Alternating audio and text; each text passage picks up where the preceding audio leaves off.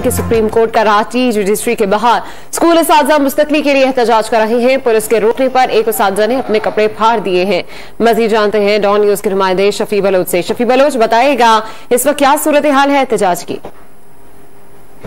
Karachi district में आज अहम मामला की जो है वो केसेस की समाप्त हो रही है और जबकि दूसरी जानिब आज डिस्ट्रिक्ट के बाद जो है वो मुजाहरे एहतजाज का सिलसिला भी जारी है। डीएमसी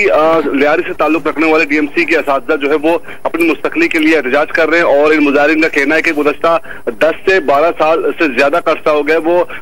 बतौर कॉन्ट्रैक्ट मुलाजमीन जो है वो काम कर रहे हैं, लेकिन अब तक इनकी मुलाजमतें मुस्तकिल नहीं की गई और बड़ी तादाद में असातिज़ा जो है वो सुप्रीम कोर्ट के बाहर मौजूद है और इस वक्त एहतजाज किया जा रहा है और पुलिस की जानिब से मुजाहिरीन को जो है वो पीछे करने की कोशिश की गई, जिनमें से एक टीचर ने जो है वो अपनी कमीज फाड़ दी है एहतजाजन और इस वक्त भी जो है वो एहतजाज का सिलसिला जारी है। जबकि दूसरी जानिब गुज्जर नाला ऑपरेशन के मुतासिरीन की जानिब से भी जो है वो सुप्रीम कोर्ट के बाहर एहतजाज किया जा रहा है, जबकि लापता अफराद के लवाकिन की जानिब से भी जो है वो एहतजाज का सिलसिला जारी है। मुजाहिरीन की जानिब से हाथों में प्ले कार्ड्स और बैनर्स उठा रखे हैं और शदीद नारेबाजी की जा रही है, जबकि सुप्रीम कोर्ट के अंदर जो है वो चीफ जस्टिस गुलजार अहमद की सरबराही में कायम 3 रुकनी बेंच जो है वो आज अहम केस की जो है वो समाप्त कर रहा है। जी बहुत शुक्रिया तफसीलात से आगाह करने के लिए शफी।